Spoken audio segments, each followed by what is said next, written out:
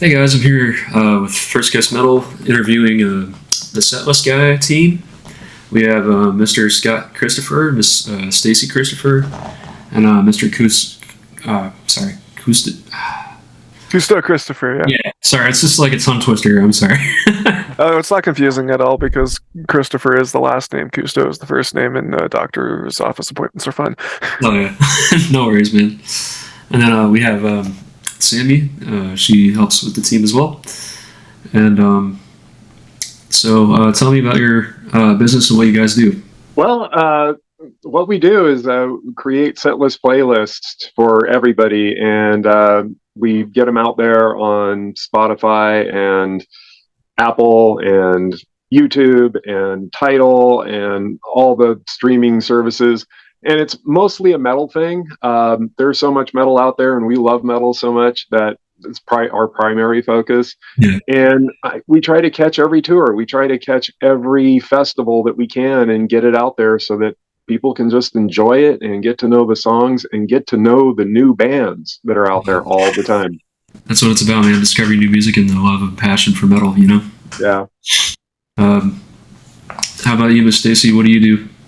So I do a lot of our marketing and also kind of manage our media and media outreach. And, you know, I think what I love most about being a part of this project is sometimes people will say, doesn't a set list playlist like ruin somebody's experience at a concert? Isn't part of the experience just being surprised about like what song is going to come next?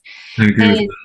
You know, other than there's some statistics actually that say otherwise, but what I always like to share is the story of we've all had an experience. We've gone to a wedding, right? And we've been invited, and you walk in cold, and you don't know anybody there. Mm-hmm. It's kind of awkward, right?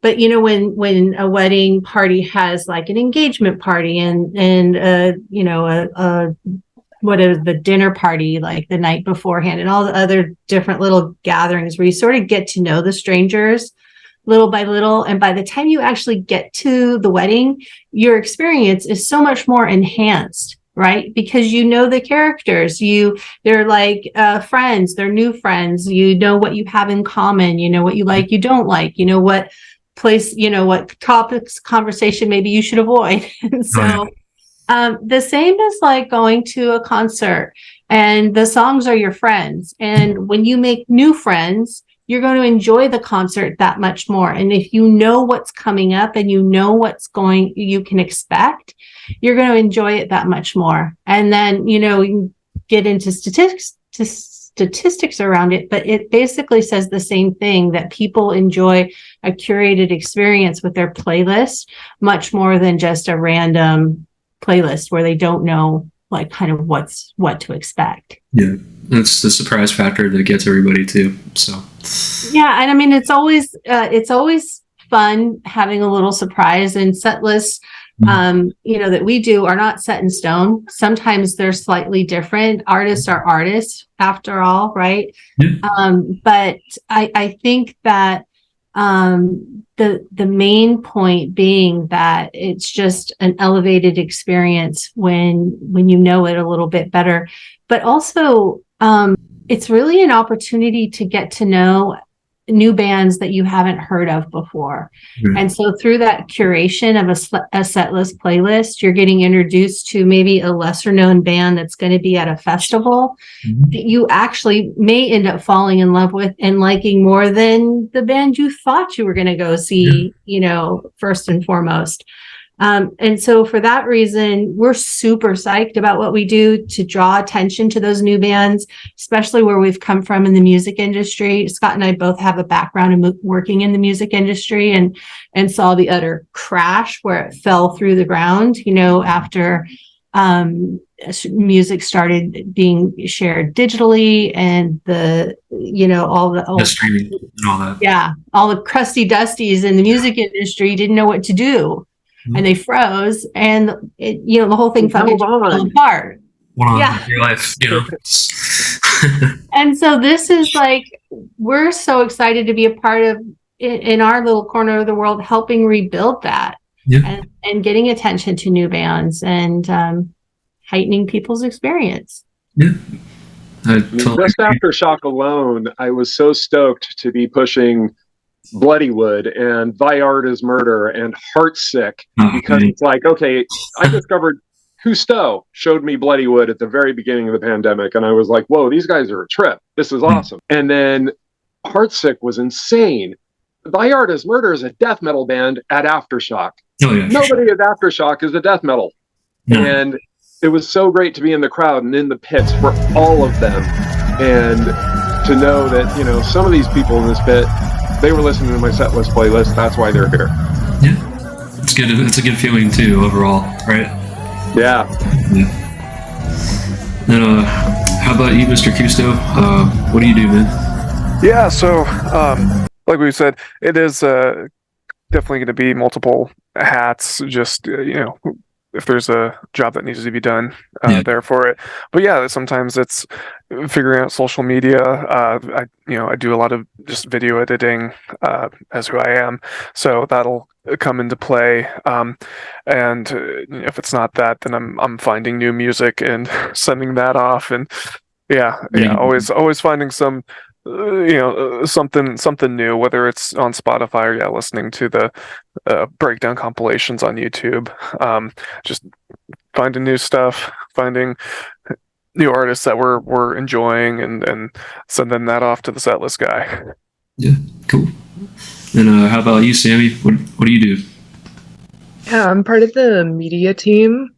I often will be taking pictures of Scott with fans, with members of bands. I remember at Aftershock last year, we met up with the drummer from Suppressed Intentions. Oh, wow. And that was just some of like the most fun. Yeah, and I can only imagine.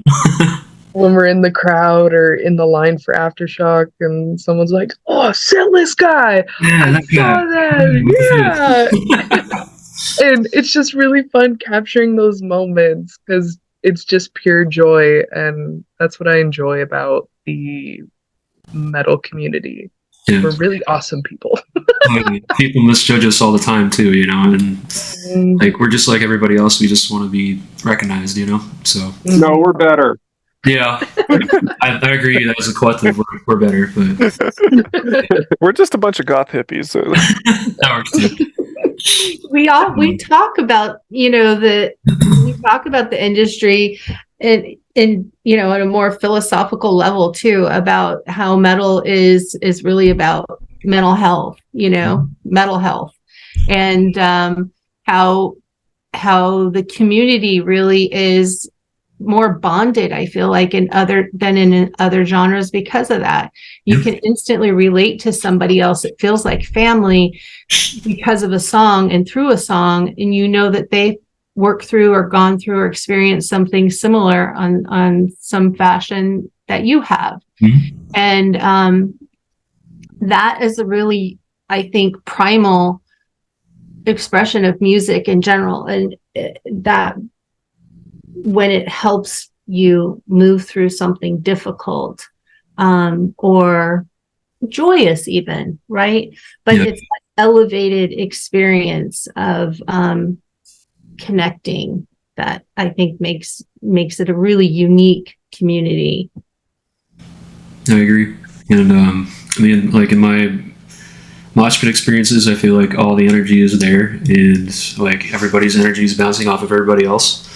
So we're all like kind of making like a molecule of metal, I guess you could say. Yeah.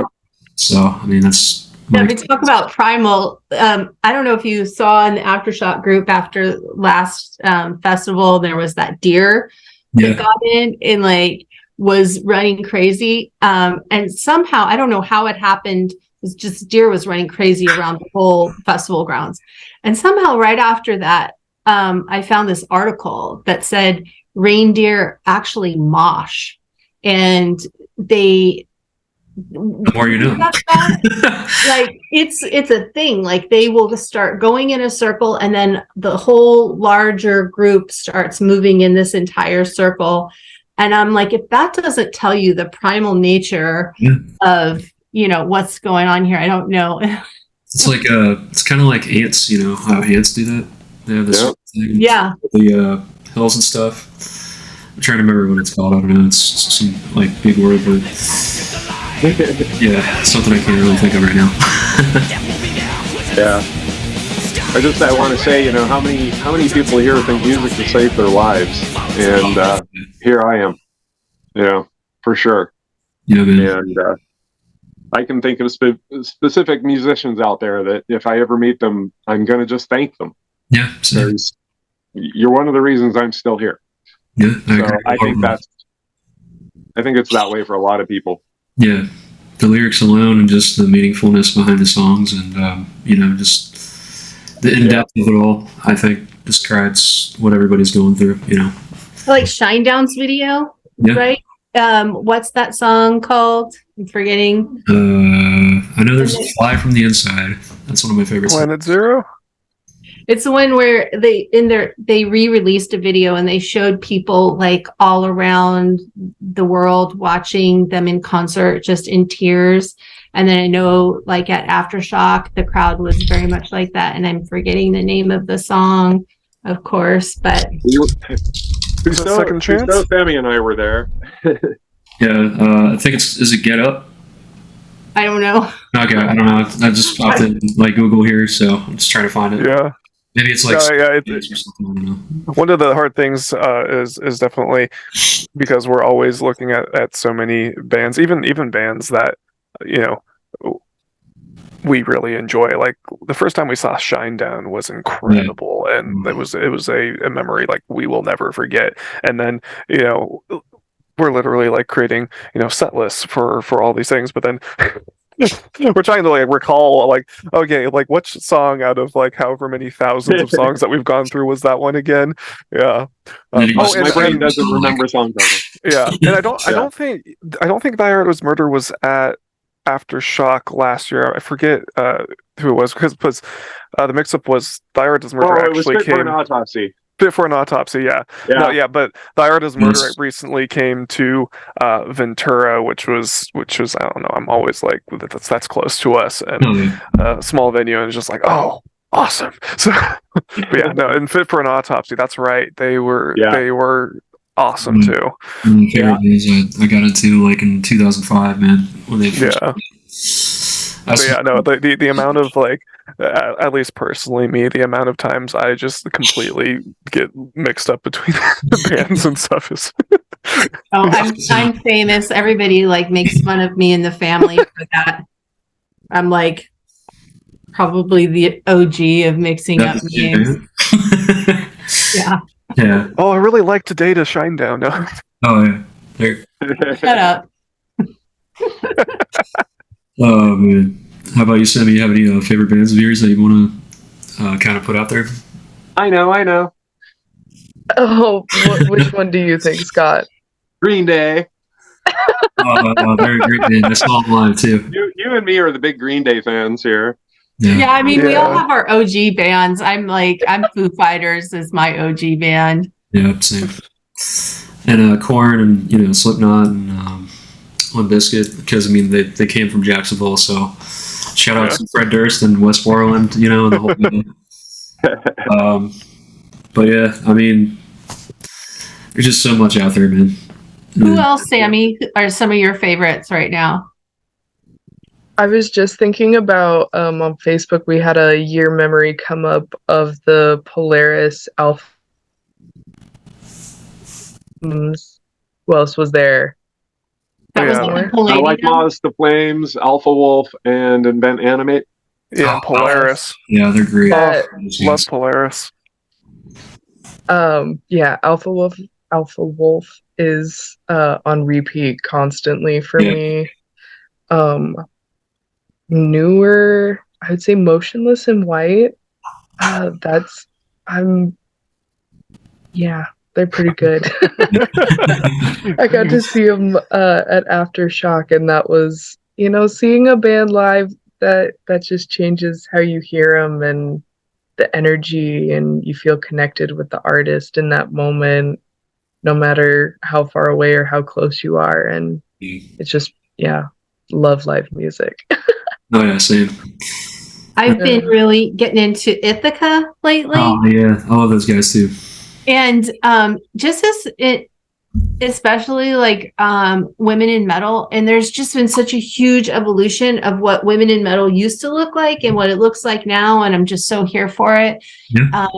Is just this expression of like emotion and acceptance of that, and not just like objectified and used as a prop in a video. So there's so much female representation, and we're all like always rooting on like our female metal artists. Oh yeah, like Joan Jett and trying to think. We saw Joan Jett, yeah. I had a feeling because it was the Green Day tour, so I was trying to bring that back. It was actually at Taylor Hawkins' memorial concert at the Forum that we saw her, but that was fucking rad concert. Oh, Yeah. Yeah, and of course, I always have to give a shout out to Spirit Box and Ginger. Oh yeah. Oh yeah. You need to see Ginger. Yeah, I love Spirit Box, man. Saw him Rockville like 2-3 years ago, and first time just Saw them at Aftershock. Yeah, man. So good. Yeah, Kenny, I have a question for you. What was one of those pivotal moments for you watching a band where you just were like cracked open? Oh wow. I would say Soulfly. I don't know if you know Soulfly or not. Interesting. Yeah, because Shut the fuck up. yeah, exactly. He's like, he got all this energy, and he's like, War Tribe, our tribe, kind of thing. So it reminded me like Anthrax with War of the Unions, So it was like combination of the two, and then I just fell in love with Max because his voice is like his old voice is good. His new voice, but because he's starting to get up in age. No offense to anybody that's but I'm just saying, like, in general, after a time, it's kind of like Vince Neil, where his voice is just going, So, so that's my influence there. My brother got me into that when I was a kid. I heard Bloody Roots for the first time. I'm like, oh my god, what is this? Yeah. So awesome. Yeah, my love of metal started with my older brothers, much older brothers. When I was born, they were 16 and 18. And they turned me on to the Beatles, the Stones, and they turned me on to Hendrix when I was 4 years old. And I would run around the house saying, "Fucksy lady," and mom would go, "No," and my brothers would I saw laugh. that. Yeah, in the section. And then that just evolved. One of my brothers was really into Aerosmith, really into Zeppelin, and Zeppelin was my go-to for a decade and a half, and it evolved from there. I was a huge Jane's Addiction fan for many years. Saw him 11 times. It just keeps evolving, and I wasn't even into metalcore at all. And my son kept throwing these songs at me, going, "Here, this is Wage War. Here, this is Gojira. Here, blah blah blah." And then he finally drugged me to a show, and it was Wage War and August Burns Red, and who else was at that Heart Support or whatever show that used to. Yeah, that was a while ago, but that was a long time ago. It was, but yeah, that was a. I felt like that was a pivotal moment for you. I worked at hair metal, and these guys come out and they set up their stuff, and they're all dressed like Trader Joe's workers. Oh, of course, yeah. And then people are chatting with them while they're setting up and stuff, and I'm like, "Where's the band?" And then they throw on the instruments, and it's August Burns Red. Yeah. And they just explode, and it's like, "Oh my god, where's your roses?" Yeah. That was Self-Help Fest, right? Was that Self-Help Fest? 2016? Yeah, that concert's only about 200 miles away for us. So there's no venues around us here. That sucks, man. I can only imagine how frustrating that must be. Yeah, you have to go all the way down to LA if you want to get anything good. Yeah, you gotta pay big money in order to go and see the big shows, So. Oh yeah, it's an investment, and then we religiously go to Aftershock, and that is, a 400-mile trip one way, and hotels, and and the tickets for the show, and food, and then making your way back, and at the end of the day, you're like, okay, who's going to pay the rent? It's the first already? What? Yeah. That's our mecca. Oh yeah, right. Yeah. Yeah, it is. Oh man. I had another question here. Let me see. Which set list playlists have had the biggest response? That's an interesting one. Huh? I said, this is surprising. Yeah, it's interesting. We're always learning, and if you follow me, you see me experimenting now and then. I will throw in curveballs in different genres just to see what happens. The biggest festival set list ever was When We Were Young, the first one. Yeah. Far more response than any DWP festival ever. Far more response than any of the big European festivals. We're talking like 3,700 likes on Spotify compared to a couple hundred for the DWP festivals. Wow. And some of the DWP festivals have crept up, to 1,000, 2,000 over time. I had no idea When We Were Young was going to be so huge. Yeah. The largest tour by far, more than double any other tour ever, was the Trinity of Terror, number 3.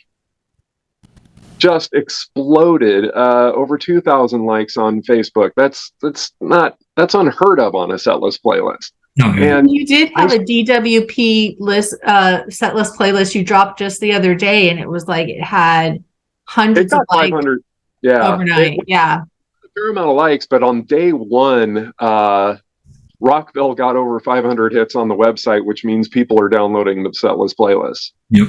And it was good to see that. It's like, all right, cool, But yeah, it's just to jump in here, like we know we're on to something because just looking at our analytics over a year's period of time, it's mind blowing. And like I do this work outside of Setlist Guy. I do marketing and visual communication, help clients with online businesses all the time. And it's just like, you don't see those kind of stats. So there is something that's really, I don't know, appealing to people about this curated kind of set list playlist concept. Yeah. I was open to it, like, I don't know, a month ago when I discovered it, and then I just kept seeing posts. I'm like, oh man, who's this guy? I gotta get, I gotta message him and be like, hey man, we gotta do an interview or something. So here you are today, and interviewing the whole gang. Yeah. Thank you. And the other thing too is like, we go to, especially this last aftershock, we really felt it where we went and people were recognizing, Scott as the setlist guy and coming up and being like, oh, thank you so much for the set list. Like that was so incredible. I was able to find new bands and yeah, just the actual verbal response of people being so grateful and appreciative for it. We're like, okay, I guess we are doing something right. Like this is something that people really like and that they want. So yeah, that was a cool affirmation. I agree, man.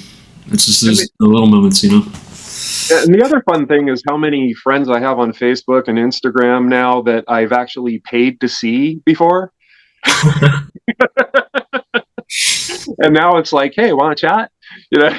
And this is like when we talk about Scott and I working in the music industry, in the late 80s and the 90s, there was such this wall before the internet and before social media between musicians and fans, and that is just transparency is the name of the game now, and people have ability to directly interact with musicians and people they admire, and that's that's really cool now, like a part of our experience. And so where we can maybe interact with a band and say, hey, can you shoot us over a set list? That would never have been possible before, So that's one really cool way that I think the industry has evolved. I agree. The last setlist playlist I put out was just a small one for Patient 69 and Crooked Royals. There's no setlist information out there for either band. I hit them both up on Instagram. 2 days later, I had set lists. There you go. That's so it's just like, so it's really neat. Yeah, that's interesting. Yeah. The combination of pulling on like old contacts that he has and just the accessibility to new contacts. So I think it kind of like is this perfect formula of being able to deliver a set list playlist when it's really timely, Yeah. like right away. We always make jokes about Scott around here that he does these, we call them drive-bys, where you'll say some keyword like Topeka, Kansas, or I don't know what the fuck, like something. It'd be like, oh, well, back in, 93 in Topeka, Kansas, I was with, this hair metal band, touring the world. And Oh, man. I'm like, I'm just letting you know, like, we've made it through however many minutes we've been on this call. Oh, yeah. And we have not had drive-by yet. Not yet. Not yet. Speaking of which, I have like maybe 2.5 minutes left because I don't have the pro version of Zoom. So we might, if we're going to go in more in depth of this to continue, we might need to start like a new meeting. Yeah, that's good. Because, I think we could finish up unless you have something else. I think I love, even after being married, however many, almost 30 years, I love Scott's story about meeting Tommy Lee for the first time. So unless you have like another way you want to tie it up, like this is a fun story. Yeah, sure, go for it. We got about 2 minutes, so. Well, Tommy Lee lived in my neighborhood. He actually went to high school with me for a short time, and he was friends with a friend of mine. And one day my friend calls me and he's like, and we knew who he was because Motley Crue was the local backyard party band. Yeah. And my friend contacted me one day, called me and said, hey, you want to go over to Tommy Lee's house and see their new video? And I'm like, oh, sure. Yeah, we'll go over there. So we go over there, and Tommy Lee is walking around in a pair of boxer shorts with his big hair, and it's kind of in the morning. Yeah. There's a couple people sitting in the front room watching the video, and we just sit down and start chatting, and the phone keeps ringing, and it's his girlfriend, and they're arguing and stuff, and we're chatting some more, and then he picks up the phone, and he's like, what? Oh, hi, Dad. Sorry. Yeah. And Tommy Lee ended up making us some BLTs, and we kicked back with our BLTs, and we watched Live Wire. Oh, nice. For the first time on MTV together. And the next time I saw Tommy Lee was at the US Festival on stage, and we were in the middle of 500,000 people. Wow, that's insane. That was insane. Yeah. So. And those are more stories for another time, but usually is crazy.